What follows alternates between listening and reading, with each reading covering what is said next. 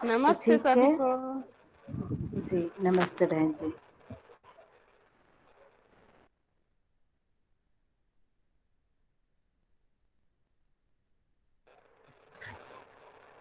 तो हम आज की क्लास शुरू करते हैं।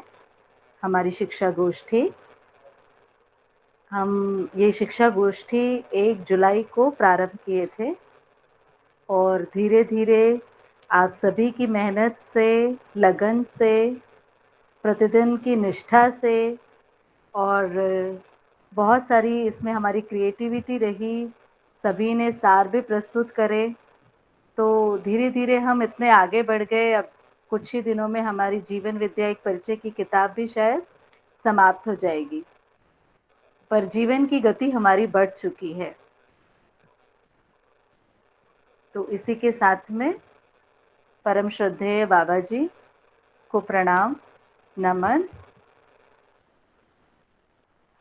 उनको एक अनुभव संपन्न व्यक्ति के रूप में स्वीकार करते हुए, उनके प्रमाण को स्वीकार करते हुए, हम उनका अनुसरण करते हुए मानव लक्ष्य जो है समाधान, समृद्धि, अभय और सहअस्तित्व, इस लक्ष्य को पूरा करेंगे, इस संकल्प के साथ अध्ययन को प्रारंभ करते हैं। जितना मैंने अध्ययन किया है और जितना मैं जी पाई हूँ, इस पर मुझे सह अस्तित्व है और सह अस्तित्व पूर्वक जिया जा सकता है, इस पर मुझे विश्वास की एक मेरी स्थिति बनी है। उसी स्थिति के साथ में अध्ययन करना और अध्ययन कराना दोनों सुगम हो पाया, ये सरल हो पाया। तो इसमें जागृति के पथ पर जितने हम सभी भाई बहनों का उतना ही योगदान है, क्योंकि कोई पहला हथौड़ा मारता है, कोई दूसरा, तो सभी के प्रश्न, सभी की जिज्ञासाएं, सभी का साथ, ये सम्मिलित रूप में कोई भी इकाई पूर्ण हो पाती है। तो सभी के लिए सभी का धन्यवाद होगा ही। तो उसके साथ में अब हम आज की गोष्ठी शुरू करते हैं। तो पिछली गोष्ठी हमने समाप्त की थी रेखा चौहान दीदी के प्रश्न से, तो वहीं से हम शुरुआत करते हैं। उसके बाद हम पठन को प्रारंभ करेंगे। रेखा दीदी, आप अपना म्यूट हटा लीजिएगा, आपके प्रश्न के साथ में हम चलते हैं।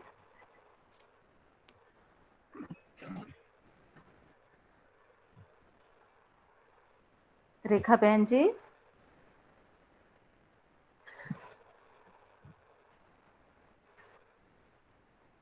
हाँ दीदी। जी, पेज नंबर 89 में आपने पिछला एक प्रश्न पूछा था। हाँ दीदी।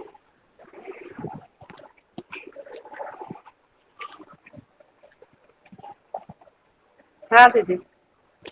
तो उसमें आप क्या जानना चाहती हैं, उसको एक बार आप रख दीजिए।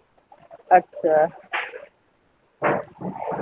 जैसे नैतिक मानव, मूल्य मानव और चरित्र मानव, उसका इसमें दिया हुआ है थोड़ा थोड़ा, लेकिन उसको थोड़ा खोल के अच्छा से चरित्र मानव वाला ऊपर में दिया हुआ है, मैंने देखा है थोड़ा सा।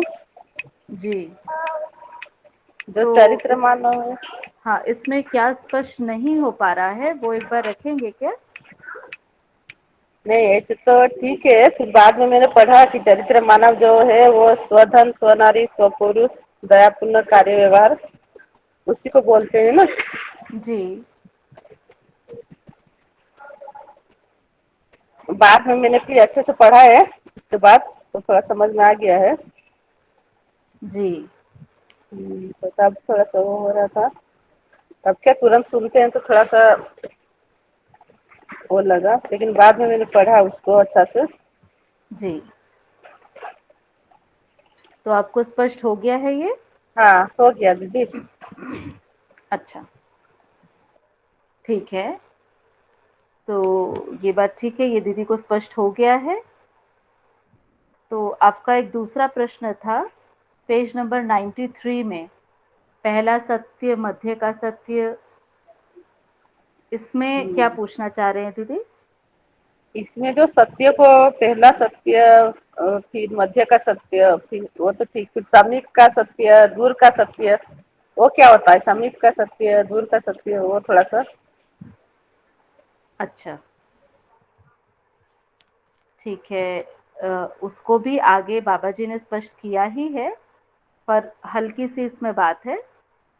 तो अभी जब साइंस पढ़ते हैं तो हर साइंस की बुक या फिर कोई वैज्ञानिक इस बात को रखता है कि ये जो मैंने किया है यही अंतिम सत्य नहीं है, इसके आगे भी कोई बात है। तो इसको शिक्षा विधि से पढ़ाया भी जाता है और वैज्ञानिक अपने आप को एक विद्वान के रूप में रखते ही हैं। तो उसमें बाबा जी ये ध्यान दिला रहे हैं कि अंतिम सत्य, पहला सत्य, मध्य का सत्य, ऐसा कुछ होता नहीं। सत्य सत्य ही होता है और असत्य असत्य ही होता है। तो इस तरह की भाषा का जो उपयोग होता है कि ये अंतिम सत्य है, नहीं नहीं ये तो मध्य का सत्य है, ऐसा कुछ है ही नहीं, ये भ्रमात्मक भाषा है।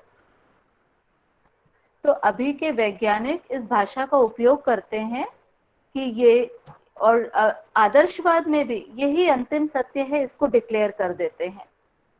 तो एक आदर्शवाद में अंतिम सत्य डिक्लेयर कर दिए तो फिर व्यवस्था क्यों नहीं बन पाई, हर वो सत्य सबको स्वीकार क्यों नहीं हो पाया, ये एक दूसरा प्रश्न बनता है। और जिस तरह से विज्ञान कहता है कि शोध ही करते रहना है और ये अंतिम सत्य नहीं है, तो फिर इसकी किताबें क्यों लिखी जा रही है और ये शिक्षा में लाया क्यों जा रहा है, ये दूसरा प्रश्न उठता है। तो उसके आगे बाबा जी ने लिखा है कि ये बड़ी दुविधा हो गई है। अंतिम सत्य, पहला सत्य, मध्य का सत्य, समीप का सत्य, दूर का सत्य, इसे कैसे समझा जाए, ये बड़ी भारी दुविधा हो गई है। तो ये केवल भाषा है और ये इसको समझना कितना मुश्किल है किसी भी विद्यार्थी के लिए। वो कैसे समझे कि सत्य क्या वस्तु है, क्योंकि ये अपने आप में वाक्य अनिश्चित और अस्थिर सा है। तो आगे लिखे हैं, सत्य होता है, असत्य होता है। असत्य का मतलब मानव भ्रम में रहता है, मतलब असत्य नाम की कोई वस्तु अस्तित्व में है ही नहीं। वो है अस्तित्व को न समझ पाना, इसी को कह रहे हैं असत्य। तो इसी बात को बोले हैं, हमारी नासमझी है असत्य कहना। और अंतिम सत्य, ये जो भी भाषा है ये भ्रमात्मक, भ्रमित व्यक्ति की भाषा है। सत्य होता ही है, वो है सह अस्तित्व। इतनी सी इसमें बात है। ठीक है रेखा बहन जी?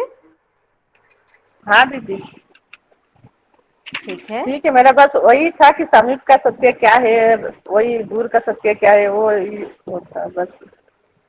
हाँ हाँ हाँ, ठीक बात। तो ठीक बात है, अब हम आज के पठन से शुरुआत करते हैं। तो अचल बेटा जी, आज का पठन आप करिए। जी दीदी। दीदी पेज 94 से चालू करो ना? जी। मैं इस विधि से, इसमें बस एक बात कहना चाह रही थी अचल बेटा। जी। एक जगह मैं आपको रोकूंगी, वहां से मैं पठन शुरू करूंगी जहां से जीवन क्रिया आई है। जी तो उसमें मैं थोड़ा थोड़ा आप लोग को समझाते भी चलूंगी। बिल्कुल दीदी। जी शुरू करिए। यहाँ तक आवाज आती मेरी? जी दीदी। हेलो, हाँ।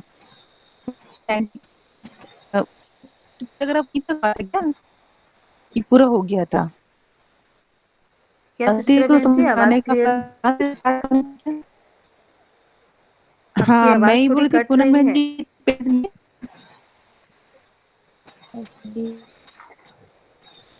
अभी ठीक है? हाँ हाँ हेलो, जी, ठीक है बहन जी। हाँ मैम, 93 पेज में फर्स्ट पैराग्राफ तक की रीडिंग हुआ था क्या? हाँ फर्स्ट। सेकंड पैराग्राफ से स्टार्ट करना था? हाँ दीदी, सेकंड से ऐसा मुझे लग रहा है, व्यवस्था में बाकी जीना तो शुरू करते हैं, वहां से रीड करना है। हाँ हाँ हाँ दीदी ठीक है। हम ठीक है। कंफ्यूजन था, मुझे लगा शायद वो वाले पेज तक कंप्लीट कर दिया था, तो मैं यहाँ से चालू नहीं कर नहीं, लेता हूँ। हो गया था वो पूरा। 94 अच्छा तक बहन जी ने पढ़ लिया था। वो बीच में वहां से रुके थे, व्यवस्था में जीना शुरू करते हैं, वहां से मैं आगे पढ़ूं क्या, फिर वो अपन का कोई उत्तर आया अच्छा नहीं। अच्छा। तो उन्होंने वहां तक पढ़ लिया था। फिर 94 के सेकंड पैराग्राफ हमने देखा है, वहां से आज हमें पठन शुरू करना है। अच्छा, उसके ऊपर वाला हो गया रीडिंग? हाँ, ठीक है, ऊपर फिर वाला ठीक पिछले है, बार हो कर गया था। सकते हैं। जी, तो मैं हमने देखा इसे स्टार्ट कर देता हूँ। हाँ, ठीक है। नहीं दीदी, मैं 93 का वो जो लास्ट पैराग्राफ है ना, वो रीड नहीं की हूँ। वहाँ पर आप रोक दिए थे मुझे। अच्छा, मैंने रोक दिया था क्या? ठीक है। सॉरी।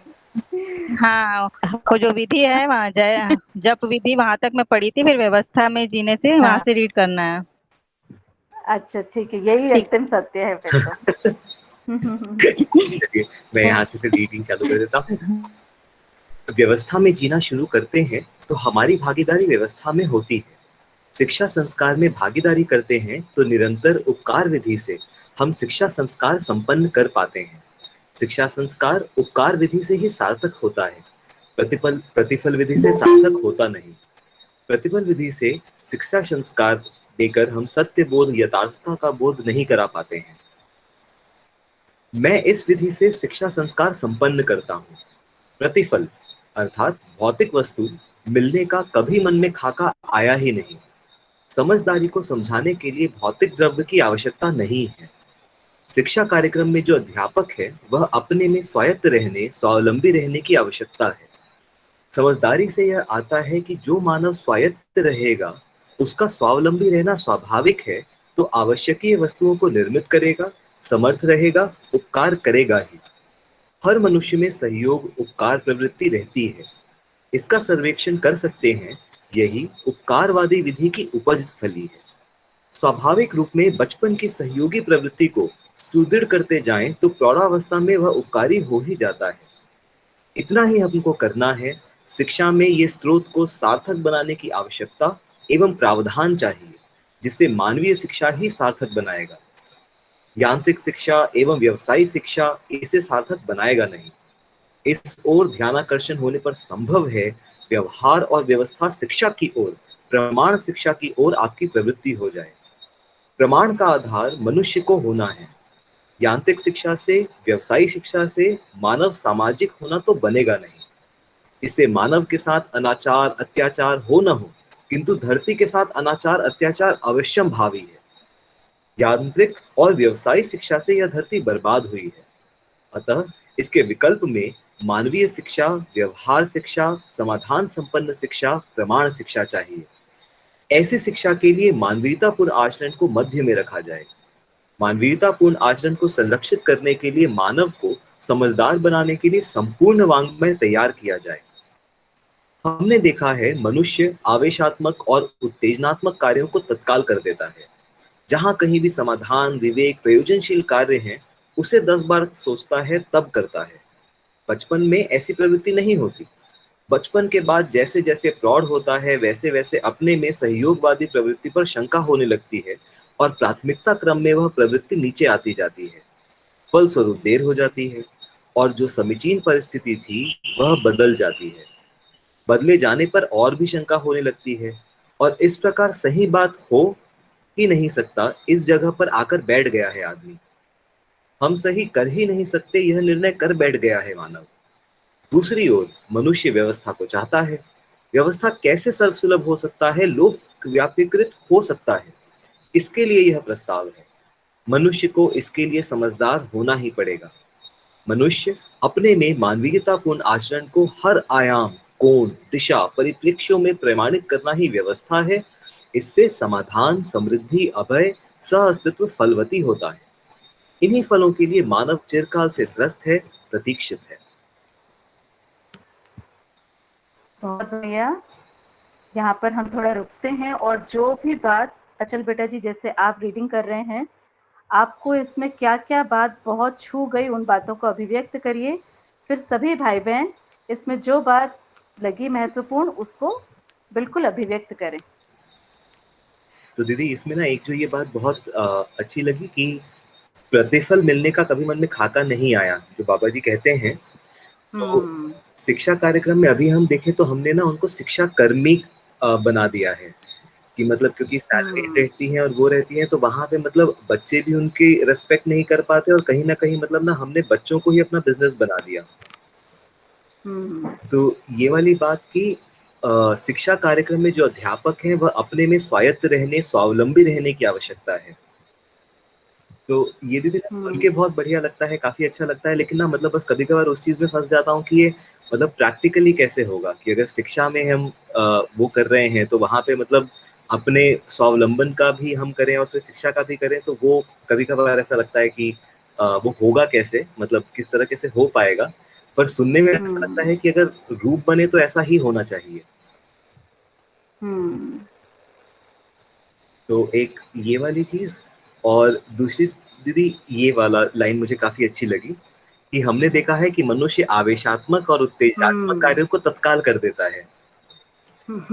तो हम जैसे कि कभी मोटिवेशनल स्पीच सुनते हैं कि अरे चलो ऐसा करना है और ये करना है, तो एक बार में, या मतलब मान लो कि वो मतलब इस टाइप के कुछ भी विकार होते हैं जिसमें बहुत ज्यादा मोटिवेशन और आवेश और वो लगता है, तो वो तो हम एकदम बार में कर देते हैं। पर स्वास्थ्य के लिए अगर कहा जाए कि मान लो एक्सरसाइज करनी है, तो उसके लिए जो है हम मतलब 10 बार सोचते भी हैं और कहीं ना कहीं फंस ही जाते हैं।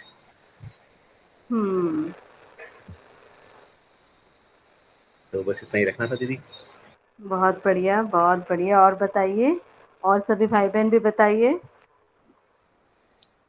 ये जो अचल बेटा जी ने बताया प्रतिफल वाली बात कि भाई एक शिक्षा तो बिल्कुल मतलब एक खूबसूरत चीज है जिसके लिए हम ये प्रतिफल वाला काम ना हो जिसमें, है ना।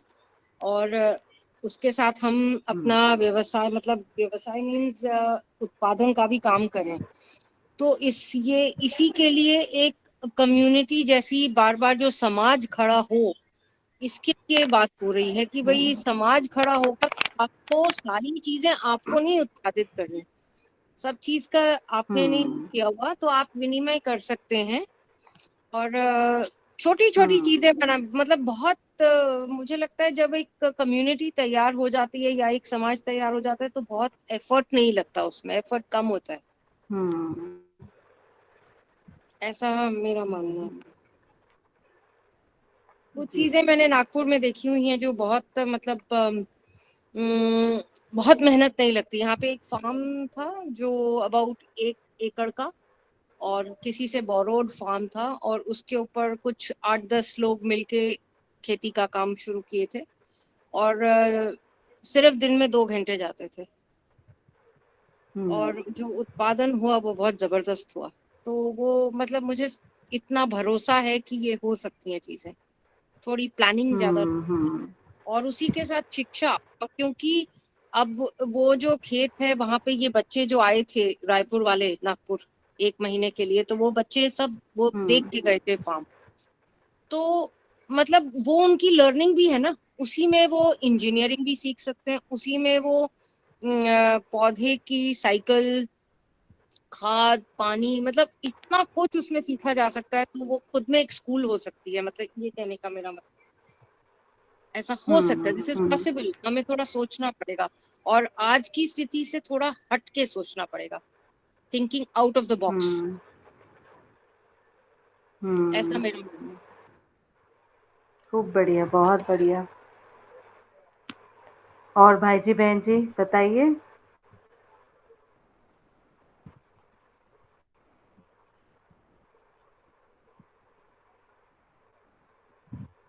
जी ठीक है। तो हमारे भाई जी बहन जी की एक अभिव्यक्ति बहुत ही बढ़िया रही, तो इसके साथ हम आगे बढ़ते हैं। जी अचल बेटा जी शुरू करिए। दीदी इसमें ना मैं थोड़ा सा इस पे मतलब मेरे को थोड़ा सा वो था कि जैसे कि बाबा जी ने कहा है कि बचपन में ऐसी प्रवृत्ति नहीं होती, पर मतलब ऐसा मुझे लगता है कि बच्चे भी जो है वो थोड़े से मतलब आवेशात्मक या उत्तेजनात्मक कार्यों को तो तत्काल कर ही देते हैं। तो मतलब बचपन से मुझे लगता है कि शायद ऐसी प्रवृत्ति तो शायद मतलब बचपन से नहीं होती ऐसी, मतलब। सुचित्रा बहन जी।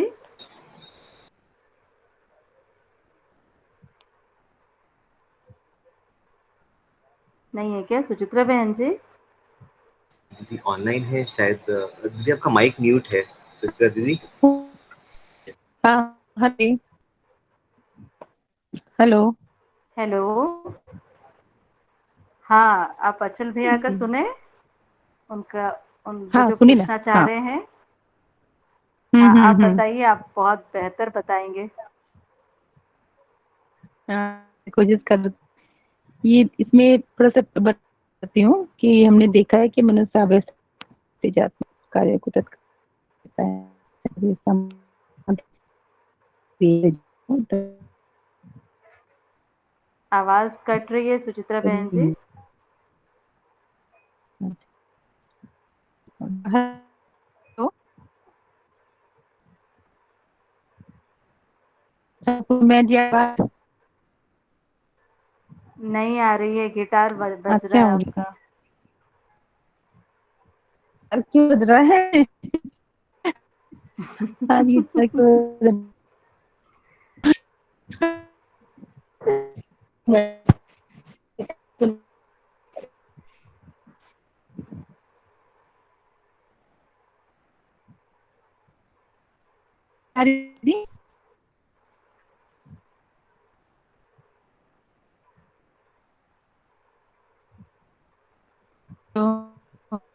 हेल हाँ सुचित्रा बहन जी बोलिए।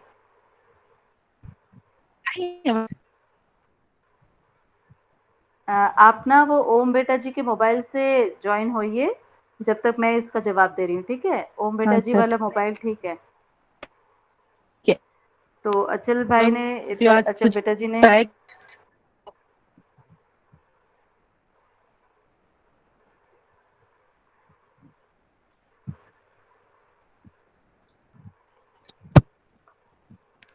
तो हम लोग जितना देख पाए हैं अचल बेटा, कि जी जी। बचपन में जो छोटे बच्चे होते हैं, उनमें आवेशात्मक प्रवृत्ति लगभग नहीं होती है। वो हर चीज़ पर विश्वास करते हैं और बहुत सहयोगात्मक प्रवृत्ति होती है बच्चों की। ये तो नहीं कह सकते कि बहुत प्रयोजनशील और समाधान प्रवृत्ति होती है, पर बहुत जल्दी आवेश हो जाए ये नहीं होता। उनसे आप कुछ माँगोगे तो वो दे देते हैं, हर किसी पर विश्वास करते हैं, ये सब चीज़ें देखते हैं। पर जैसे-जैसे आदमी बड़ा होता है तो सहयोगात्मक प्रवृत्ति है, बहुत ही मतलब वो जाँचने वाली प्रवृत्ति आ जाती है। बच्चों में जाँचने वाली प्रवृत्ति नहीं रहती, उनमें अनुकरण वाली प्रवृत्ति रहती है, जैसे बड़े करते हैं, वैसे वो करते हैं। तो मतलब एक वो जो मेजर डिफरेंस है बड़ों और बच्चों में, उसका रिफ्लेक्शन है। बच्चों में तो हम लोग तो ऐसे ज़्यादातर देख नहीं पाए, और भी बता सकते हैं मम्मी जी लोग और हमारे साथ हैं ग्रुप में।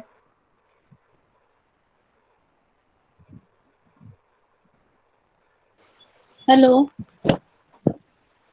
हेलो। अभी आवाज ठीक है? हाँ, हाँ, अभी ठीक है। ठीक है ना। अभी तो मैं अभी ओम को मोबाइल लेके आई हूँ, लेकिन देखती हूँ उसमें आवाज बनता हो तो। ठीक आ रही है इसमें हाँ आवाज अभी? जी, जी।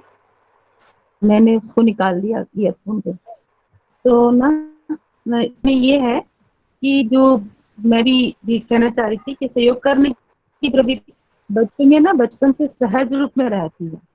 जैसे अभी जब हुँ, बच्चे बड़े हो जाते हैं तो पिताजी लोग को बोलना पड़ता है, और जब तक हम उसको कुछ एक्साइटमेंट वाला चीज नहीं देते तब तक वो सहयोग नहीं करते, है ना। हुँ, उत्तेजनात्मक वाला चीज नहीं देते तब तक सहयोग नहीं करते।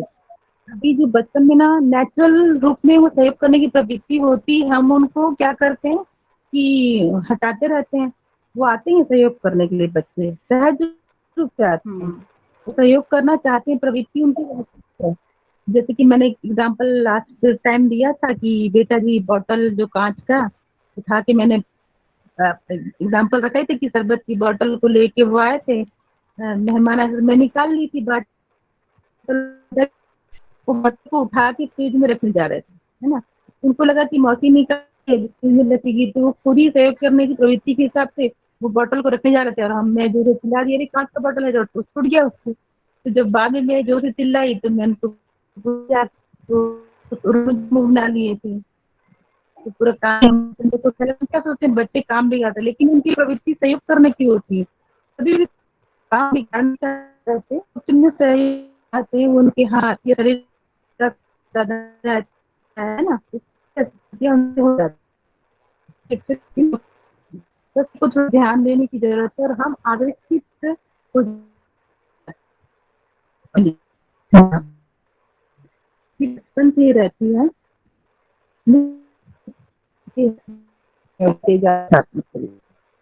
बहुत अगर आवाज कट बच्चे रही है अगर सुचित्रा माने बहन का जी। ऑब्जर्वेशन करेंगे बेटा जी बैन करती हूँ एक बार, है ना? हाँ, वही बैन मैं कर कह रही दिया थी, ठीक है।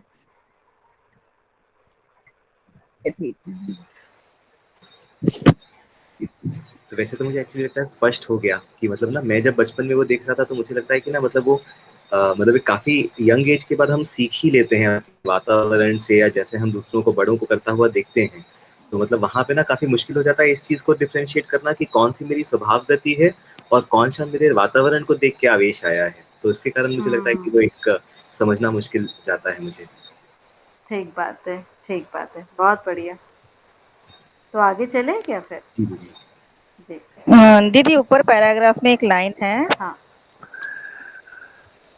एक मिनट, बीच में है, स्वाभाविक रूप में बचपन की सहयोगी प्रवृत्ति को सुदृढ़ करते जाएं तो प्रौढ़ावस्था में वह उपकारी हो ही जाती है। हम्म, तो सहयोगी प्रवृत्ति कौन सी होती है? यही जो अभी हम बात कर रहे हैं वो, हाँ, वही होगी हाँ, वो ना। अपने माता पिता, मतलब मुझे भी याद है जब मैं छोटी थी तो एक ऐसे मांगने वाले जो आते थे ना, तो मुझे उनमें बहुत दया आती थी कि हाँ। इनके पास क्यों नहीं है कोई चीज और मेरे पास क्यों है, तो मैं अपने खिलौने दे देती थी। तो उसके बाद में मम्मी पापा से डांट भी खाते थे। तो बच्चों में हम्म। वाकई वो किसी के भी मतलब कमी नहीं देख सकते। किसी को चोट लग गई, वो ये नहीं देखते कि वो अपने हैं कि पराए हैं। मैं अपने बच्चों को देखी, क्योंकि यहाँ पे गांव के सारे हम्म। बच्चे आते थे। अगर वो हमारे स्टाफ के बेटा जी को दवाई लग गई तो मतलब चोट लग गई तो बिल्कुल उसे दवाई लगानी ही है ना। अगर भैया को चोट लग गई है जो गौशाला करते थे, मतलब उनमें अपना पराया था ही नहीं। तो हाँ। मतलब ये जब अपना पराया नहीं होता तभी सहयोग की प्रवृत्ति होती है। तो वो माता का हाँ। सहयोग करना ही चाहते हैं, पिता का सहयोग करते ही हैं। धीरे धीरे हम बोलते नहीं नहीं ये आपका काम नहीं है, अभी आप ये करो, या नहीं नहीं इनके साथ में थोड़ा सा संभल के रहो। तो हम ही एक भयवश, क्योंकि हम अभी अभय के साथ हैं नहीं, हमारे एक भय रहता है, तो उसकी सहयोगात्मक प्रवृत्ति को हम एक दायरा बना देते हैं कि यहाँ तक आप करिए, उसके बाद करना ठीक नहीं है आपके लिए। तो उस सहयोगात्मक प्रवृत्ति को बढ़ाने के लिए हमें भी, हमारा भी जितना संबंध और संपर्क का जो क्षेत्र है वो जितना अभयता के साथ होगा, हम भी उस प्रवृत्ति को उतना मतलब प्रोत्साहन कर पाएंगे। और जितना हमारा संबंध और संपर्क बहुत अच्छे नहीं है और उसमें भय का एक वातावरण है, तो वो प्रवृत्ति को हम लोग दबा देते हैं और अपने पर ध्यान दो, परिवार तक ही सोचो, इसको ऐसे सीमित करते जाते हैं, जबकि इसकी कोई सीमा नहीं, नहीं। इसकी कोई सीमा नहीं। ठीक है दीदी। तो हम्म। ये ना नहीं, ये बहुत ही है तो छोटा सा बात, लेकिन ये है बहुत हाँ। बड़ा बात। तो उपकार का मतलब है, वो 3 वाक्य में आता है कि जो है उसे दूसरों को देना। तो जो समझे हैं वो समझा पाएँ, जो सीखे हैं वो सिखा पाएँ, जो किए हैं वो करा पाएँ। जो भी वस्तु तन मन धन से उपकार करना, अगर तन से कोई सहयोग चाहिए वो करें, अगर मन से कोई सहयोग किसी को चाहिए वो करे, और धन मतलब कोई वस्तु से किसी को सहयोग चाहिए तो वो करे। तो वो कौन अब कर सकता है जिनके पास में आवश्यकता से अधिक होने का भाव हो, वही परिवार तो अपने बच्चों को ये मोटिवेट भी कर पाएंगे ना। अगर परिवार में ही आवश्यकता से कमी है ये एहसास होगा तो वो मोटिवेट नहीं कर सकते, ठीक है। है ना। तो ये बहुत ही सुंदर बात है, एक सहयोगी प्रवृत्ति को हम सब आपस में कैसे बढ़ा पाए, कैसे ऐसे समाज का निर्माण हो पाए, मानव समाज का, जहाँ अभयता के साथ में एक परिवार को दूसरे परिवार से भय ना हो, और उसको ये पता चले ये मेरा सहयोगी है, तभी ये मुमकिन है। सही, ठीक है दीदी। ठीक है बहन तो मैं आगे बढ़ूं दीदी? जी। तो अभी मानव ने अपनी आवश्यकता को उपयोगी माना है, दूसरे की आवश्यकता को उपयोगी नहीं माना।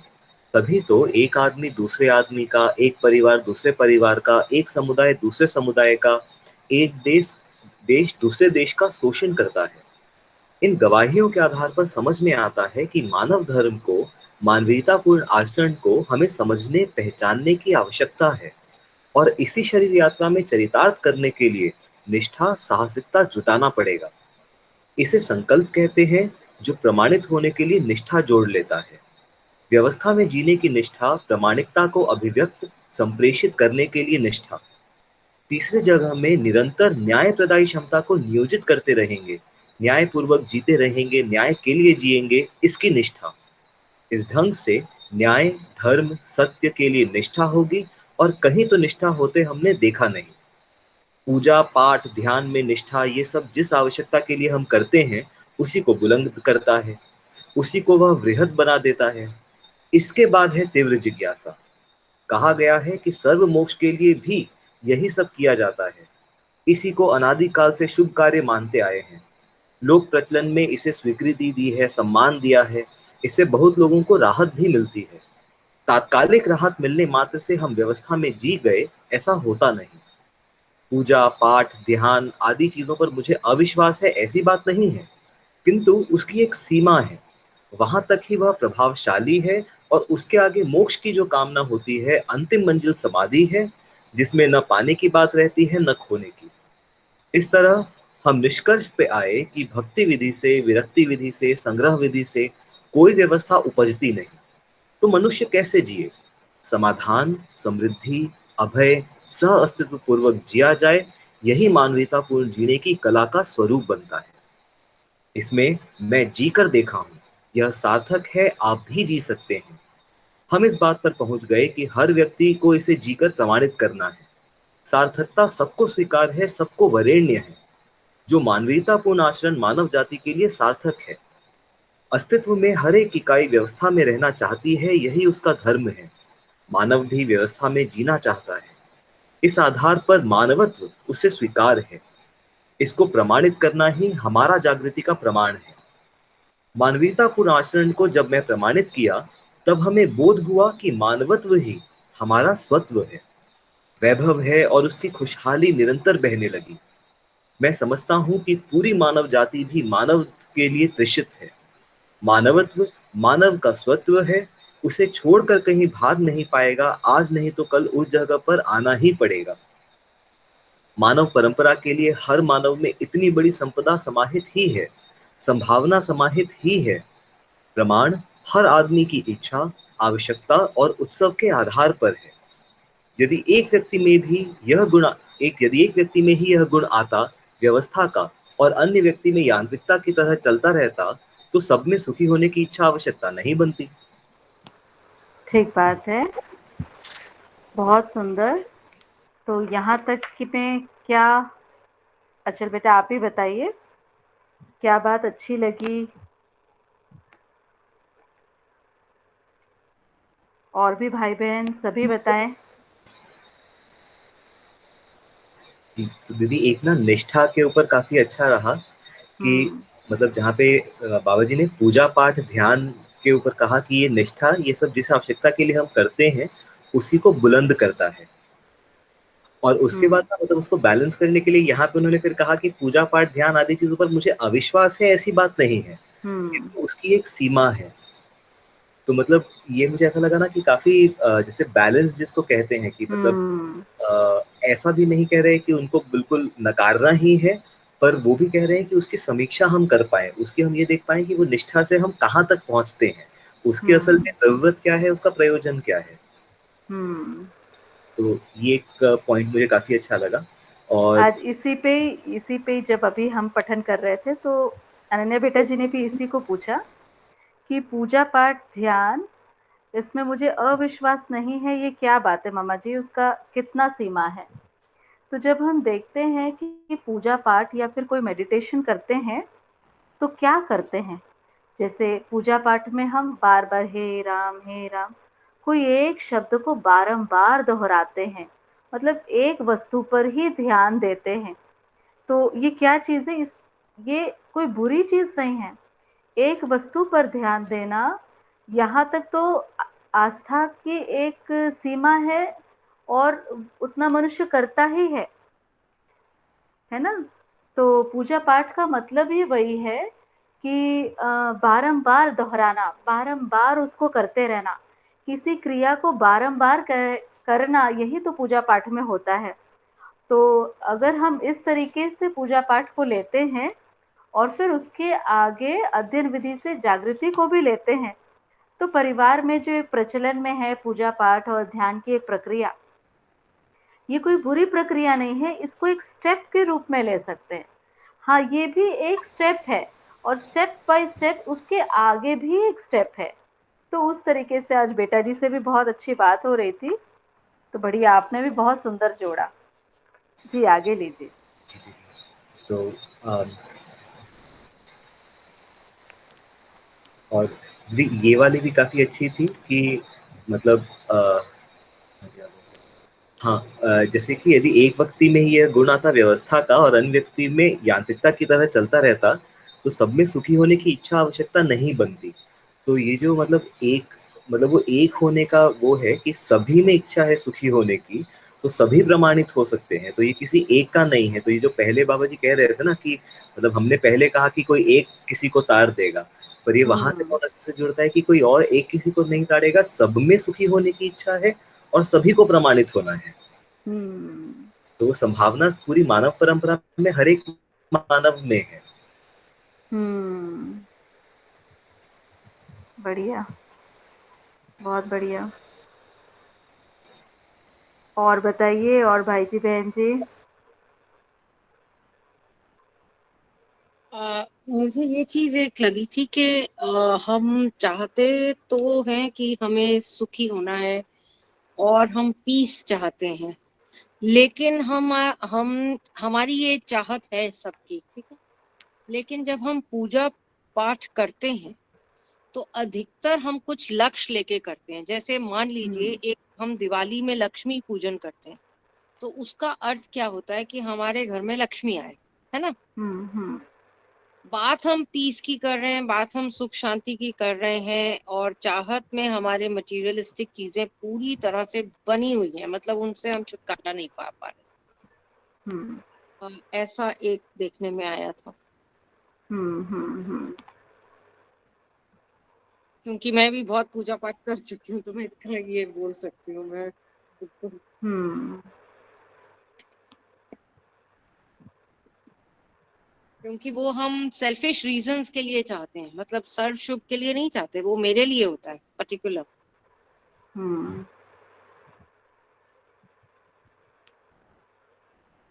जैसे कुछ एक इंसिडेंट हुआ था, तो मेरे बच्चे थोड़े बीच में पढ़ाई से थोड़ा सा मन हट रहा था, और एक स्ट्रेस आता था। जब तक ये सब नहीं पता, बहुत सारी चीजें पहले नहीं पता थी, बच्चे छोटे थे, तो जब वो पढ़ते नहीं है तो अपने को बहुत स्ट्रेस आता है कि बोर्ड्स क्लियर नहीं करेंगे तो आगे कॉलेज में एडमिशन नहीं मिलेगी, वो सब जो रूटीन है हुँ, जीवन विद्या में पहले ही सब पहले शिविर में बताते।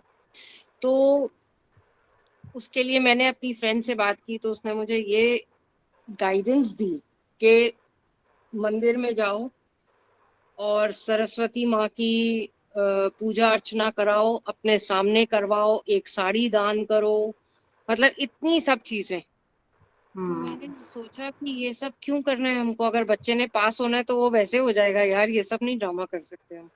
ऐसा मेरे मन में हालांकि तो नहीं किया था मैंने, बट ये सब लोग करते हैं। तो इससे मुझे समझ में आया कि हम अपने ये पूजा पाठ में सेल्फिश गेन्स बहुत ज्यादा है, हुँ, ऐसा। जी। हाँ, ये एक तो बात है ही कि खुद की एक दीनहीन वाली जो बात होती है कि हम खुद से नहीं कर सकते, तो किसी से माँग लो।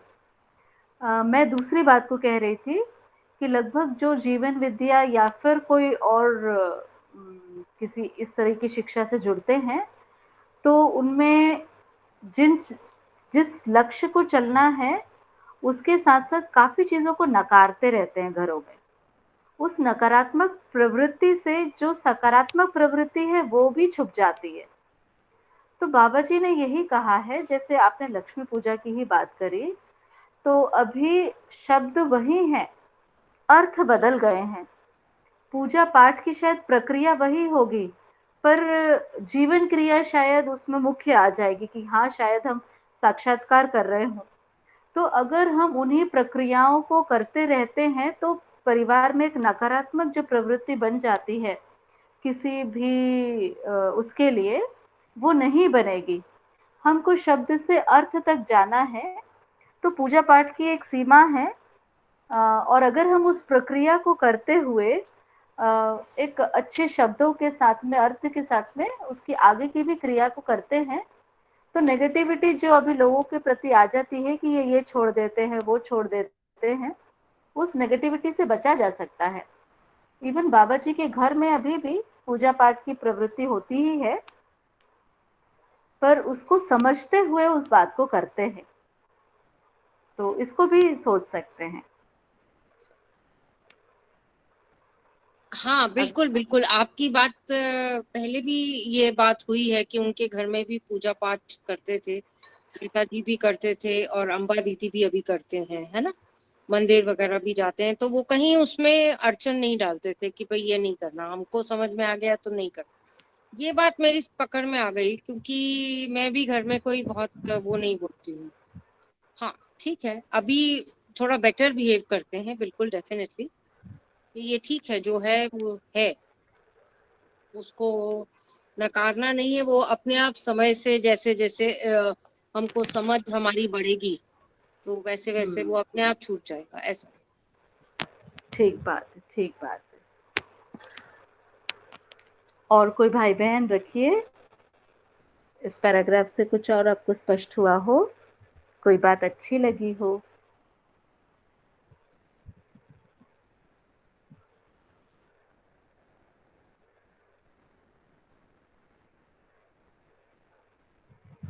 ठीक है, सहज रूप से। तो आगे चलते हैं अचल बेटा जी। जी दीदी, तो मैं आगे पढ़ लेता हूँ। कोई ना कोई गद्दी पर बैठा रहा है, उसे भी सुख, स्वराज्य और स्वतंत्रता नहीं मिला। गद्दी की ओर ताकने वालों को, देखने वालों को भी सुख स्वराज्य नहीं मिला। इस विधि से पता लगता है कि अभी तक हम सभी खाली हाथ हैं।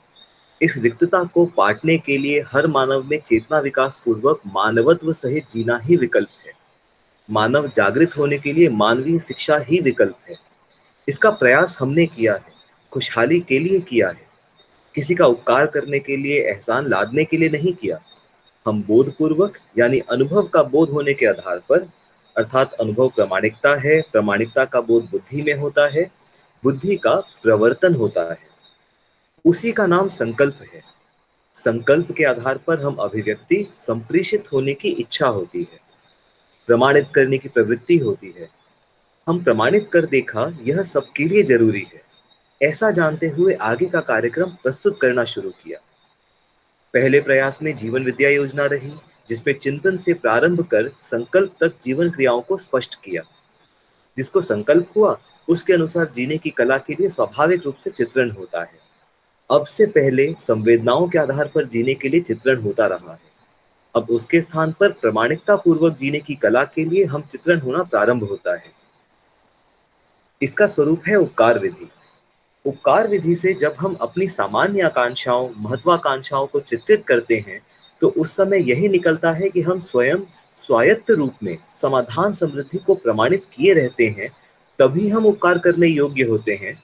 ऐसी योग्यता को हम कहीं छुपा नहीं पाते हैं, वह स्वाभाविक रूप से उपकार के लिए नियोजित होती है। इस उपकार विधि से हमारी सामान्य आकांक्षाएं, महत्वाकांक्षाएं सीमित हो जाती है।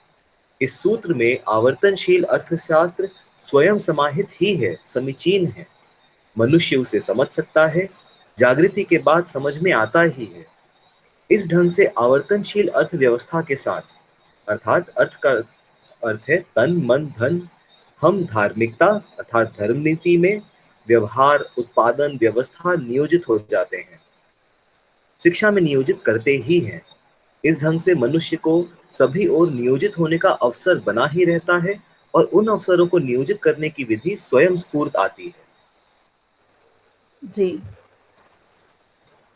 तो ये एक है, उसके बाद दूसरा ही हमारा शुरू हो जाएगा। तो ये जीवन क्रियाओं पर थोड़ी सी एक बात हुई है बहुत सुंदर। तो जिस तरीके से हमने पिछली बार जीवन क्रियाओं पर 10 क्रियाओं पर हम बात कर ही रहे थे, तो 4.5 और फिर शेष क्रियाएं उस पर हमने बात की थी। तो इस पर एक बहुत सुंदर उस पर बात हुई है कि किस तरह से अनुभव प्रमाण बोध और वही बोध का संकल्प होता है और संकल्प के आधार पर अभिव्यक्ति संप्रेषित होने की इच्छा होती है। तो जो मैं समझा हूँ, जो मैं जान लिया हूँ, उसको मान लिया हूँ और अब उसका संकल्प है, और जैसे संकल्प हुआ है जानने का, तो जो जाने हैं उसको जीने का एक संकल्प, अभिव्यक्ति संप्रेषित होने की इच्छा, ये स्वाभाविक क्रिया जीवन में होती ही है। तो उसी रूप में जब चिंतन से प्रारंभ होकर हम देखते हैं तो अनुभव प्रमाण बोध संकल्प, इन क्रियाओं को हमने पहले भी बात की है। और अनुभव प्रमाण बोध संकल्प के साथ में चिंतन प्रारंभ होता है। तो चिंतन प्रारंभ कर संकल्प तक जीवन क्रियाओं को स्पष्ट रूप से अपन देख पाए हैं। तो आगे जो संकल्प हुआ उसका मतलब है कि जो समझे हैं, जो जान लिए हैं, जो मान लिए हैं, उसके अनुसार जीने की कला के लिए स्वाभाविक रूप से अब चित्रण बनने लगता है। तो जो ऊपर की क्रियाएं हैं अनुभव प्रमाण बोध संकल्प, और संकल्प के अनुरूप चिंतन और चिंतन के अनुरूप चित्रण, कि अब हमको कैसे हमारी जीने की कला अब क्या होगी, ये जब अनुभव होकर हम चित्रण में पहुंचते हैं तो जीने की कला अब क्या होगी ये चित्रण में आता है। तो 4.5 क्रिया में क्या होता था, संवेदनाओं के आधार पर जीने के लिए चित्रण होता था। क्या खाऊं, क्या पहनूं, कहाँ घूमूं, कितना सोऊं। और अभी चित्रण बिल्कुल बदल चुका है। क्यों? क्योंकि जो सहअस्तित्व है, सहअस्तित्व विकास क्रम है, जागृति क्रम है, इसको मैंने देख लिया है, आर पार देख लिया है। और आर पार देखने के बाद मुझे उसका संकल्प हो गया है, स्वयं स्फूर्त एक संकल्प। तो संकल्प के साथ में चिंतन और चित्रण की क्रिया, मतलब अब जीने की कला क्या हो इसको मैं चित्रण में, केवल यही क्रिया हो रही है। संवेदनाओं से सुखी होने की क्रिया अब यहाँ पर वैसी नहीं हो रही है। उसके स्थान पर अब चित्रण में क्या हो रहा है, प्रामाणिकता पूर्वक जीने की कला के लिए चित्रण होना प्रारंभ होता है। मतलब मुझे अब प्रमाणित होना है विचार में, व्यवहार में, कार्य में। तो अब वो जीने की कला कैसी होगी उस पर चित्रण प्रारंभ हो रहा है। इसी को कहते हैं उपकार विधि। और उपकार विधि का क्या मतलब है, उपकार कौन व्यक्ति और कौन सा परिवार करेगा जहाँ पर समाधान समृद्धि का प्रमाण हो गया है। ऐसे परिवार जो लोग उत्पादन में, व्यवसाय में स्वावलंबी है, मतलब अपनी सामान्य आकांक्षा, महत्वाकांक्षाओं की जो वस्तुएं हैं उससे कैसे मतलब समृद्धि के भाव में जीने की कला भी उन्हें आती है। और ये योग्यता को कोई छुपा ही नहीं सकता। जैसे हर बार एक बाबा जी एक उदाहरण देते हैं, जैसे एक पेड़ है और वो बहुत सारे फल आ गए हैं, तो वो फलों से लद जाता है, लदने के बाद में वो झुक ही जाता है। उसके फल को कोई छुपा ही नहीं सकता है, उसे हर कोई उपयोग ही करना चाहेगा। उसी तरीके से अनुभव प्रमाण व्यक्ति होता है, उसका हर कोई उपयोग करना चाहता है और वो अपनी उपयोगिता के साथ ही जीना चाहता है। मैं सुखी हूँ इसको छुपा ही नहीं सकता है, वो सुख को बांटना ही चाहता है। तो सुख को बांटने की जो विधि है उसको कह रहे हैं उपकार विधि। तो जो भी मेरे पास है समझने, सीखने करने के रूप में, तन मन धन के रूप में, उसको समाज की गति के लिए, समाज के पोषण के लिए निरंतर अपने सुखी होने के प्रमाण को प्रस्तुत करता है। तो ये एक सुंदर सी बात जो हम जीवन क्रिया करे ही थे, मेरे ख्याल से ये आप लोगों को और अच्छा स्पष्ट हुआ होगा कि क्या खुशबू है अनुभव की ना। मतलब एक से अनेक तक एक समान हर कोई सुखी हो सकता है, एक ही लिविंग स्टैंडर्ड, अभी कोई अमीर है अभी कोई गरीब है, पर अनुभव हर व्यक्ति को हो सकता है, समाधान समृद्धि हर व्यक्ति हो सकता है। तो लिविंग स्टैंडर्ड जो अभी अलग अलग तुलना होती है, जिसके कारण पूरा द्वंद्व है, ये सभी कुछ मुक्त हो सकता है। तो व्यवहार उत्पादन व्यवस्था इस तरीके से अगर मनुष्य इसको शिक्षा में नियोजित होता है, क्योंकि शिक्षा में अभी व्यवहार के लिए स्थान ही नहीं है। एक बेंच में लड़का और लड़की बैठते हैं, भाई बहन नहीं बैठते, इसीलिए उन्हें क्या व्यवहार करना है ये उन्हें पता ही नहीं। उत्पादन तो लगभग मिसिंग है। और व्यवस्था, किस व्यवस्था की बात करें, क्योंकि उसके बाद अगर मुझे सर्वश्रेष्ठ बनना है तो मुझे अधिक कमाना है, तो एक कोई व्यवस्था नहीं बन पाती है। वो एक निजी व्यवस्था, जिसको अभी हम एक नाम देते हैं निजीकरण, हर चीज़ प्राइवेटाइजेशन है। तो मेरा विचार भी प्राइवेटाइजेशन है, मेरा परिवार भी प्राइवेटाइजेशन है, वो प्राइवेटाइजेशन की ओर ही चला जाता है। तो एक बहुत सुंदर बात थी। तो बस इतनी छोटी सी बात थी मेरी ओर से। आप लोग को क्या अच्छी बात लगी, आप लोग में से और कुछ लोग इसको अभिव्यक्त करें।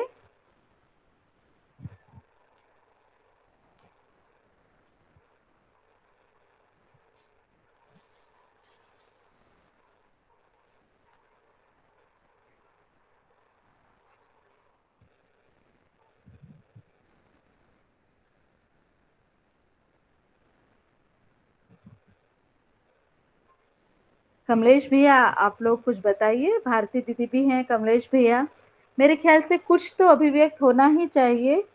बिल्कुल म्यूट वाली कंडीशन ठीक नहीं लगती।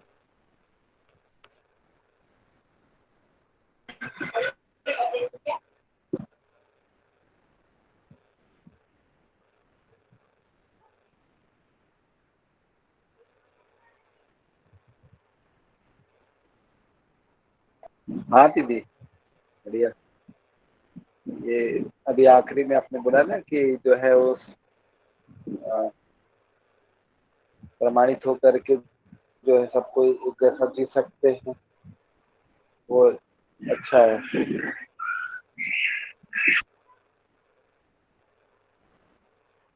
ठीक है, मैं है ना, देखिए अभी अपन सब एक एडल्ट्स में है ना, युवा में है, एडल्ट्स में है, तो हर एक व्यक्ति का नाम लेना भी बहुत शोभाजनक नहीं होता है। पर अगर हम लोग, ये क्या है, प्रवचन विधि नहीं है, हम आपस में चर्चा करते हैं, आपस में बात करने से ही कोई बात हो रही है ये पता चलता है। तो मेरा आप लोग सबसे रिक्वेस्ट है कि आप लोग अभिव्यक्त ज़रूर हो, नहीं तो हमें पता नहीं चलता कि हमारी बात कुछ गई भी कि नहीं गई। बिल्कुल साइलेंट रहने से कुछ पता नहीं चल पाता है। दीदी अब सही बोल रहे हो, जाती तो है बात, लेकिन जो है ना बोले व्यक्त करने के लिए ना तो शब्द ऐसे कुछ आते नहीं उसमें, तो इसीलिए नहीं हो पाते। बाकी समझ में तो आता है कुछ, मतलब कुछ समझ में बात कुछ कुछ सार में आ रहा है, लेकिन बहुत सारे ऐसे जो है ना उसको प्रस्तुत करने में थोड़ा सा वो दिक्कत जा रहा है, इसीलिए। जी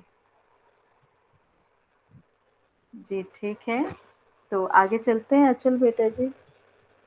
जी दीदी, आधुनिक परंपरा में पढ़ने लिखने के बाद धीरे धीरे मनुष्य उत्पादन से विमुख होने लगता है और अधिक से अधिक सुविधा संग्रहण के लिए तृषित रहता है, जबकि जागृति पूर्वक व्यवस्था में मानवीयतापूर्ण विधि से हमारी सामान्य आकांक्षा और महत्वाकांक्षा सीमित हो जाती हैं और थोड़े साधनों से हमारी आवश्यकताएं पूरी हो जाती हैं। वस्तु मूल्य सतत एक सा बना रहता है, जैसे 1 किलो तिल में जो भी मूल्य अर्थात उपयोगिता मूल्य है वह हमेशा ही बना रहता है। इसी प्रकार औषधि, धान, गेहूं, वनस्पति में उनका मूल्य बना ही रहता है। उसे उपयोगिता मूल्य कहते हैं। इसके बाद मनुष्य जो उत्पादन करते हैं उसमें सुंदरता मूल्य, जैसे कार बनाते हैं, रेल बनाते हैं, उसमें कला से सुंदरता जुड़ जाती है। उपयोगिता के साथ सुविधा के अर्थ में सुंदरता जुड़ती है तो सार्थकता है। इस ढंग से हमारा विश्लेषण का स्वरूप बनता है। हम उपयोगी हो जाते हैं, सार्थक हो जाते हैं, सुंदर भी हो जाते हैं। मूल्यों के मुद्दों पर जीवन मूल्य सुख, शांति, संतोष, आनंद के नाम से जाने जाते हैं, जो जीवन की तारतम्यता का ही नाम है। मन और वृत्ति में संगीत होने पर सुख, वृत्ति और चित्त में संगीत होने पर संतोष, चित्त और बुद्धि में संगीत होने पर शांति, एवं बुद्धि और आत्मा में संगीत होने पर आनंद नाम दिया है। यह कुल मिलाकर जीवन संगीत है। जब हम अनुभव मूलक पद्धति से जीते हैं तो जीवन संगीत सहज है, स्वाभाविक है। जीवन की सहज अपेक्षा है, जीवन की सहज उपलब्धि सार्थकता है। आस्वादन में जब मूल्यों का सुख होने लगता है, उन मूल्यों में से मानव के साथ प्रेम, विश्वास, स्नेह, कृतज्ञता, वात्सल्य, ये सब नाम दिया। सार्थकता के साथ संबंध को जब हम पहचानते हैं तो ऐसे मूल्य अपने आप जीवन में से निकलने लगते हैं।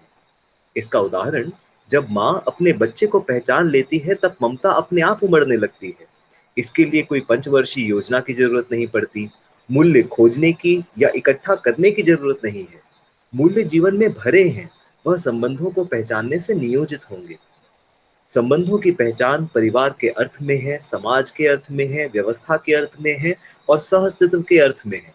यह चारों प्रकार से संबंध का खूंटा बना ही हुआ है।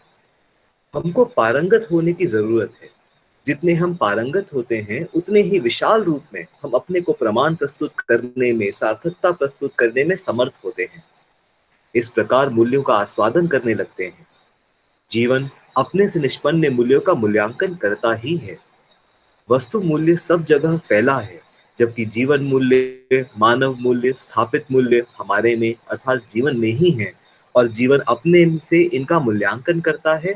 कितना सहज कार्य है, कितना महिमापूर्ण है। इसके लिए कहीं बाहर से संयंत्र लगाने की जरूरत नहीं है। स्वयं को स्वयं से, स्वयं के लिए ही परीक्षण करने की बात है। इसकी सबको जरूरत है। इसकी संभावना को सर्वसुलभ बनाने में विधि की बात आती है। नियम, नियंत्रण, संतुलन, न्याय के मुद्दे पर ही शिक्षा संस्कार कार्य संपादित होता है।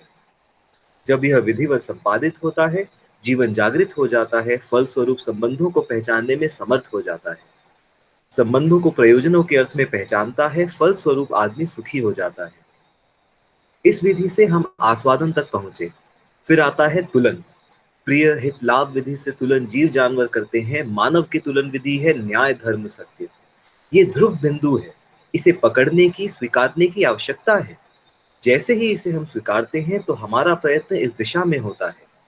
अभी तक शिक्षा, संस्कार, मूल्यांकन जो भी मानव ने किया, संवेदनाओं के आधार पर किया और पूरा पड़ा नहीं, इसलिए परंपरा बनी नहीं। इसलिए तुलन में से प्रिय हित लाभ को न्याय, धर्म, सत्य में विलय करने की आवश्यकता है। बढ़िया, बताइए अचल बेटा, आपसे शुरू करते हैं। तो दीदी, एक जो मतलब ये तो पहला वाला जो पैराग्राफ है कि आधुनिक परंपरा में हम पढ़ने लिखने के बाद जो है उत्पादन को छोड़ के ट्रेडिंग और मतलब किस तरीके से ज्यादा सुविधा संग्रह कर पाए और किस तरह से हाईएस्ट पैकेज का जॉब ले पाए, तो वो एक तरह से हायर एजुकेशन के साथ साथ आया ही है। और वहाँ पे हम यही नहीं आकलन कर पाते कि हमारी आकांक्षाएं हैं क्या, उनकी कोई सीमा ही नहीं रह जाती। तो ये बहुत मतलब एकदम सटीक लगता है। और उसके अलावा दीदी, जैसे कि इसमें एक जो मेरी मतलब कहीं से सुनी हुई बात जो जुड़ रही थी कि जैसे कि दो मूल्य कहे बाबा जी ने, एक उपयोगिता मूल्य और सुंदरता मूल्य। तो उपयोगिता मूल्य जो है वो मतलब उसका जो सेवन है वो शरीर करता है और सुंदरता मूल्य का जो सेवन है वो जीवन करता है। तो दोनों ही मूल्य आपस में कितने मतलब साथ में कनेक्ट हो जाते हैं, वस्तु मूल्य। तो वो भी काफी मतलब इंटरेस्टिंग लगा। उसके बाद ये वाली चीज की मतलब जैसे कि मूल्यों के बारे में या मतलब इवन ईश्वर के बारे में हमेशा हम ये मानते आए कि ना वो कहीं बाहर मिलेंगे, उनको कहीं ढूँढना है, उनके लिए कुछ करना पड़ेगा, कहीं जाना पड़ेगा, मतलब घर छोड़ के निकलना पड़ेगा या वैसा कुछ। पर यहाँ पे जो है मतलब सबसे अच्छी बात वही हुई कि ईश्वर भी हमारे समीचीन या समीपस्थ हो गया और संबंध की जो पहचान है, जैसे ही पहचानते हैं तो मूल्य अपने आप जीवन में से निकलने लगते हैं। हम्म मूल्यों के लिए मतलब ना कहीं जाना है, ना कुछ प्रैक्टिस करनी है कि मतलब 10 साल बैठ के ऐसे कुछ ध्यान करना है तब जाके मूल्य आएँगे, ऐसा कुछ भी नहीं है। मतलब हम जैसे ही पहचानते हैं तो मूल्य अपने आप उमड़ते हैं। तो ये बहुत ही सुंदर लगा। हम्म तो मेनली बस यही दीदी। बहुत बढ़िया, बहुत बढ़िया। तो आज हम हमारे भाई बहन ना सभी अपने से अभिव्यक्त नहीं हो पाते हैं, तो अब मैं सबका नाम ले हेलो। रही हूँ। हेलो, हाँ बहन जी। हाँ दीदी, मैं बताती हूँ जो भैया ने नहीं बताया उसको।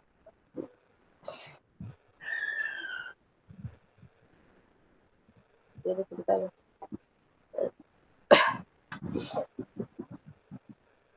जैसे अभी मनुष्य पढ़ने लिखने के बाद उत्पादन करने से दूर भागता है, ज्यादा से ज्यादा मतलब उत्पादन नहीं करने और सुविधा संग्रह से रहना वो चाहता है। तो परिश्रम करके जो उत्पादन करना रहता है वो मनुष्य को आजकल नहीं, मतलब अभी नहीं करता है। तो जागृति हम्म पूर्वक जब रहेगा तो आकांक्षा, सामान्य आकांक्षा और महत्वाकांक्षा, मतलब उसका जो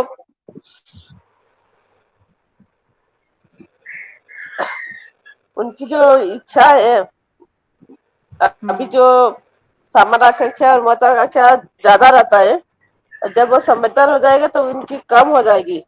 सामान्य आकांक्षा और महत्वाकांक्षा थोड़ा समय उसका पूरा हो जाएगा। बाबा जी बोले। हम्म और फिर जो संबंध वाला तो भैया ने बता ही दिया है कि संबंध को जब हम पहचानेंगे तो फिर मूल्य अपने आप बढ़ने लग जाएगा। जैसे कोई भी माँ अपनी बात बच्चा को पहचानता है तो मूल्य अपने आप से बढ़ने लगते हैं। उसके लिए कोई मतलब वो नहीं करना रहता है। हम्म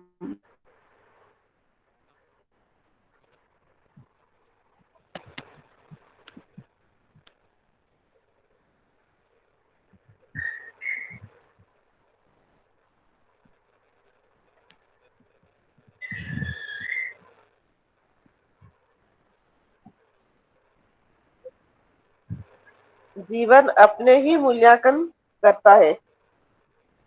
उसको मूल्यांकन करने के लिए कहीं बाहर जाने की जरूरत नहीं है। इसके लिए जैसे स्वयं को स्वयं से स्वयं के लिए, मतलब खुद को खुद से खुद के लिए ही परीक्षण करने की बात है। हम्म खुद से ही होगा। उसके लिए वो सब के लिए जरूरी है ये चीज। हम्म फिर हम लोग जो समझदार होने के पहले आदमी प्रिय हित लाभ के विधि से तुलन करता है, जीव जानवर जैसे। और जो समझदार होने के बाद न्याय धर्म सत्य से तुलन विधि होता है। हम्म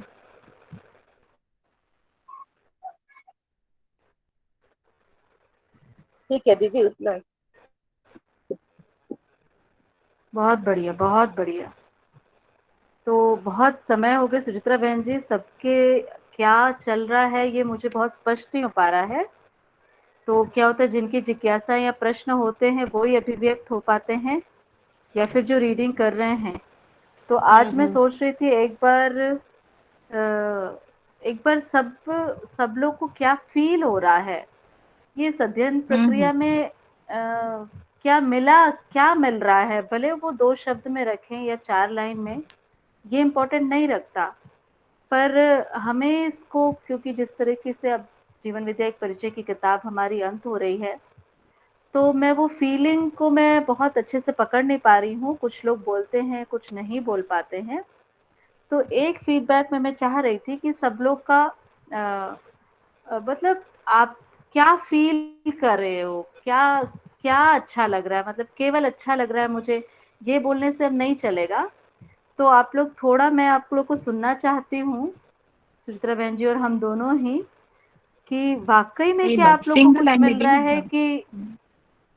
कि ये केवल एक मतलब कि मज़ा नहीं आ रहा है, मतलब हम इसको कितना कंटिन्यू करें, हम इसको भी जानना चाहते हैं। तो आप लोग को क्या मिल रहा है? क्योंकि गिन-चुन के हम लोग हैं, अभी 12 लोग ही हैं। तो हमें तो मिल रहा है निश्चित रूप से, पर आप लोग को क्या मिल रहा है ये क्या निश्चित रूप से आपको भी मिल ही रहा है, पर वो क्या मिल रहा है इसको मैं आप लोग के शब्दों में सुनना चाहती हूँ। तो जो भी जैसे भी कंफर्टेबल हो, अपनी-अपनी बात को रखें प्लीज़। मुझे तो बहुत अच्छा लग रहा है और बहुत समझ में भी आ रहा है और मुझे क्लैरिटी मिल रही है और मैं चाहती हूँ कि ये क्लासेस कंटिन्यू रहें, है ना? भले ही मेरे जितना भी बन पाता है, कई दफ़ा मेरे को दिक्कत होती है आने में, बट मैं चाहती हूँ कि ये कंटिन्यू रहे। आप लोग बहुत अच्छे से हमको पढ़ा रहे हैं। क्या उपलब्धि हो रही है शालिनी बहन जी आपको? अ, उपलब्धि अब ऐसे स्पष्ट शब्दों में तो नहीं मैं बोल सकती, बट कुछ-कुछ चीज़ें पकड़ में आती हैं। जैसे अभी अगर हम रीडिंग भी कर लेते हैं और दिन भर में कहीं न कहीं कोई न कोई चीज़ कनेक्ट कर जाती है। तो ये जो चीज़ों का कनेक्ट बैठना और फिर वो कनेक्ट बैठ जाने का मतलब ही उसी को मैं समझ कहती हूँ, है ना? कि जब हमारी कोई चीज़ कनेक्ट हो जाती है और वो हमारी समझ में बैठ जाती है कि ये चीज़ ऐसी है, तो ये चीज़ पकड़ में आती है। और सब लोग अपना रखते हैं और रीडिंग करते हैं और उसके बाद में अपनी-अपनी बात रखते हैं, वो भी मेरे को बहुत अच्छा लगता है क्योंकि हर एक को क्या पॉइंट अच्छा लगा, कई दफ़ा हमारे से वो चीज़ छूट जाती है, वो बात भी मुझे बहुत अच्छी लगती है। जी।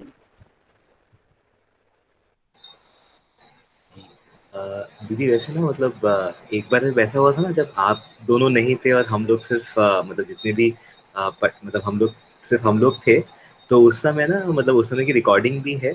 उस समय ना सबने बहुत खुल के शेयरिंग की थी कि मतलब हमें क्या मिला और नहीं मिला, और वो पूरा सेशन ही एक तरह से ना दीदी फीडबैक का सेशन था। तो वो मुझे लगता है ना कि मतलब उस टाइप का एक और ऐसा सेशन हम कर सकते हैं जहाँ पे मतलब हम एक पूरे सेशन में उपलब्धियाँ डिस्कस कर लें, क्योंकि वहाँ पे काफ़ी खुल के बातें हुई थी और सबने अपनी क्या समस्याएँ हैं और कैसा हम फ़ील कर रहे हैं, वो बहुत अच्छे से रखा था। हुँ, हुँ। और तो ठीक बात, एक बार कर सकते हैं जी। ऐसा। और बोलिए अचल बेटा। ठीक बात है दीदी। जी, जी, जी। और उसके अलावा दीदी मतलब ना बस एक मैं थोड़ा-सा अपनी 2 लाइन लग देता हूँ कि जैसे कि मेरे लिए जो उपलब्धि बहुत ज़्यादा रही उस चीज़ में कि मतलब ना जैसे कि तात्विक रूप में समझने में तो बहुत ज़्यादा मतलब जैसे कि तात्विक रूप में ना बहुत सारी चीज़ें हैं, जैसे कि सहअस्तित्व है या व्यापक वस्तु क्या है, तो वो तात्विक रूप में ना उसका एक चित्रण में धीरे-धीरे थोड़ा-थोड़ा बन रहा था। पर ना वो जीने में कैसे आता अच्छा बात है। वो एक मतलब काफ़ी मुझे ऐसा लग रहा था कि मुश्किल है, पर ना ये वाली गोष्ठी से स्पेसिफिकली दीदी वो रहा कि ना मतलब हम जिस तरह से जीने से उठने वाले मुद्दे लेते हैं या जो व्यावहारिक मुद्दे लेते हैं, जैसे कि पिछली बार ही अपनी जब उसमें बात हो रही थी, जब मैं कह रहा था कि अपनी गलतियों को कैसे देखना है, या मतलब हम उससे ऐसे मुद्दे ले पाते हैं जो कि ना मतलब एकदम डे टू डे लाइफ में कि कैसे रहना है, उससे जुड़ जाते हैं। तो वहाँ पे ना मतलब वो दिन में अपने ऊपर मतलब ना वो वैसी चीज़ें बदलती हुई दिखती हैं। तो ऐसा लगता है कि मतलब ना वो उपलब्धियाँ क्योंकि मतलब हम मतलब मैं उसको देख पाता हूँ या मैं समझ पाता हूँ, तो ऐसा लगता है कि हाँ, मतलब ये कोई सिर्फ़ थ्योरी में नहीं जा रहा, पर एक्चुअली मतलब मेरे कुछ जीने में या उससे जो है मतलब मेरे अंदर में मन में वो एक मतलब एक जो और शांति का भाव है, या जो शांति तो नहीं कह सकता, बट मतलब एक अ, मतलब उपलब्धि के रूप में मैं देखता हूँ कि मेरे अंदर जो जो एक अंतर्विरोध रहता था, वो अंतर्विरोध बहुत ज़्यादा शांत होता हुआ दिखता है। तो वो एक उपलब्धि के रूप में बहुत स्ट्रॉन्गली मैं देख पाता हूँ दीदी।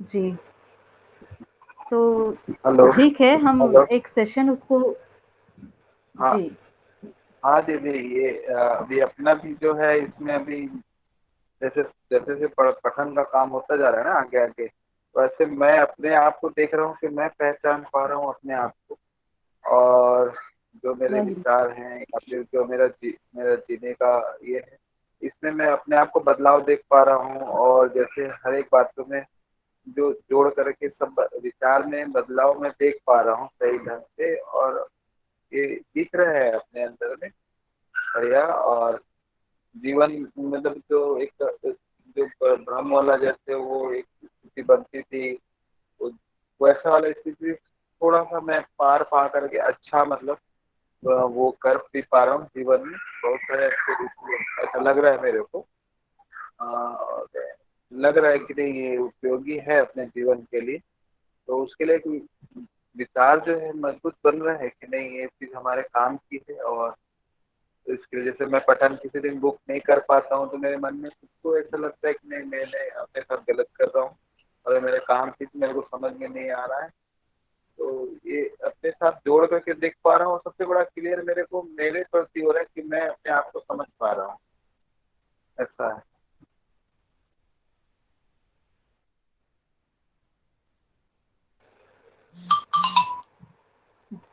जी। तो ऐसा करते हैं, हम अगली बार का एक सेशन रखते हैं, और उस सेशन में आप लोग का जो भी भाव आता है इस पूरे उसके लिए, आपको जीने के लिए क्या उपलब्धि मिल रही है, तो उस सेशन को, क्योंकि अभी समय भी हो चुका है, तो हम अगली बार रखेंगे, ताकि हम सब एक दूसरे को बहुत अच्छे से सुन पाए। हमें भी जो उपलब्धि हो रही है हम भी बताएंगे। तो ये क्या अगली बार ठीक बात इसको है। रख लें? सभी कैसा सोचते हैं? ठीक बात है, पूनम। मेरे ख्याल से दीदी कंप्लीट हो जाए ये बुक, उसके बाद रखें। अच्छा। हाँ, ऐसा कर सकते हैं पूनम बहन जी, तो कुछ ही पेज बचे हैं, अपन पूरा कंप्लीट कर लेते हम्म। हैं। फिर अपन एक सेशन ऐसा रख लेते हैं, सभी भाई बहनों का फीडबैक भी ले लेंगे, अपन भी अपना शेयर करेंगे, तो बहुत अच्छे से शेयरिंग हो जाएगी। भले शेयरिंग 2 दिन चले, पर स्कूल के सब को रखें तो बहुत अच्छा रहेगा। जी, ठीक और है। एक मेरी और भी रिक्वेस्ट थी कि जैसे आप लोगों ने बाबा जी के साथ काफी टाइम बिताया, और शुरू में दीदी ने जब अपना इंट्रोडक्शन दिया था, आपने भी काफी दिया कि बाबा जी के साथ आपको क्या हुआ, और उन्होंने आपके नृत्य के ऊपर क्या बोला, और कैसे पढ़ाना, ये सारी चीजें, ये भी थोड़ी थोड़ी आप शेयरिंग हमारे साथ करते रहेंगे ना। तो जैसे अभी आपने बताया कि भाई उनके घर में भी पूजा अर्चना सब प्रार्थना होती थी, लेकिन वो बिल्कुल उसमें भाग भी लेते थे, और लेकिन वो प्रभावित नहीं होते थे उससे, है ना, जैसे हम लोग प्रभावित हो जाते हैं कोई भी चीज से। तो ये सब चीजें जब आप हमारे साथ शेयर करते हैं तो हमारी और खुलना हो जाता है, हमारे जो सोच है, हमारे कहीं हमारी अटकन होती होगी जो हम पकड़ नहीं पाते, तो आपकी शेयरिंग के साथ हमें और ज्यादा अच्छा लगता है। तो ऐसा भी मेरा मानना है। आई थिंक बाकी लोग भी इसके ऊपर रख सकते हैं बात।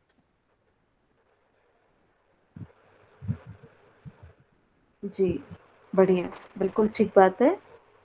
बिल्कुल शालिनी बहन जी, अपन इसको रखते ही रहेंगे, और जैसा इनका भी है, सुचित्रा बहन जी भी बताए, तो हम अंत में इसको बहुत खुलकर हमें क्या उपलब्धि हुई, वाकई में क्या उपलब्धि हुई, इसको हम अपने जीवन विद्या एक परिचय के अंतिम में रखते हैं।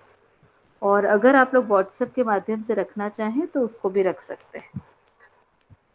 तो सुचित्रा बहन जी, आप अंत कर दीजिए, फिर आज गोष्ठी यहीं पे समाप्त करते हैं। ठीक बात है, तो बढ़िया है, बहुत सुंदर चल रहा है, मुझे तो बहुत अच्छा लगता है आप सब भाई बहनों के साथ शेयरिंग करते हुए भी। तो बढ़िया से इसको कंप्लीट करते हैं सभी मिल करके, उसके बाद जो भी क्वेश्चन आंसर आएंगे उसको सॉल्व करने के बाद फिर हम बढ़िया से शेयरिंग रखते हैं आप सब लोगों की, है ना। जैसे आप लोग आपस में चर्चा किए थे, अचल भाई जी बता रहे हैं, वैसे ही फिर अपन खुली चर्चा जैसे रखेंगे कि एकदम खुल के अपन रखें कि स्टार्टिंग जब से किए थे और अभी तक का क्या क्या उपलब्धियों के रूप में आप अपने में देख पा रहे हैं, या क्या क्या कमिटमेंट हो रहा आगे के लिए, है ना। वो सारे चीज को हम रखेंगे, और हमारे भी जो छोटी छोटी हमें भी उपलब्धियां हुई हम भी शेयरिंग करेंगे, और जैसे शालिनी दीदी बोल रही कुछ क्लिपिंग बाबा के साथ वाली, तो वो भी हम थोड़ा सा शेयर करेंगे। हर बार जितना भी आता ही है तो हम सब शेयर करते ही हैं, आगे भी शेयर करते रहेंगे आप लोग के साथ। तो बढ़िया चल रहा है, मुझे तो बहुत तृप्ति है आप लोग के साथ। तो इसी के साथ ही हम आज का सेशन क्लोज करते हैं। नेक्स्ट डे फिर बैठते हैं, परसों फिर मिलते हैं सबके साथ। बढ़िया, तो ठीक है, इसी के साथ सबको नमस्ते। और किसी को कुछ रखना हो तो नमस्ते भैया, सभी को नमस्ते। नमस्ते दीदी, सभी को नमस्ते। नमस्ते नमस्ते दीदी, नमस्ते सभी को। नमस्ते। नमस्ते सभी को।